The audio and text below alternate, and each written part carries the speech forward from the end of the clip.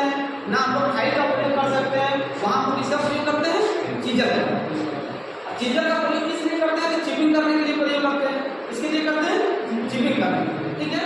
तो हम लोग सबसे पहले देखेंगे चीजर का पार्ट्स के बारे में। क्या देखेंगे? पार्ट्स के बारे में, ठीक है।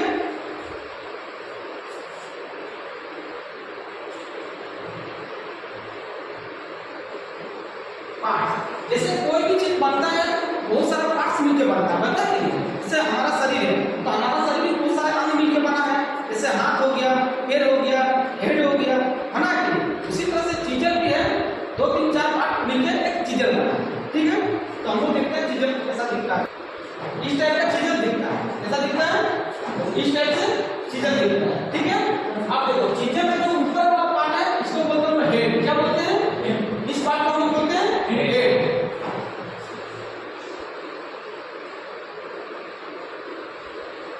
इसको बोलते हैं हेड, ठीक है।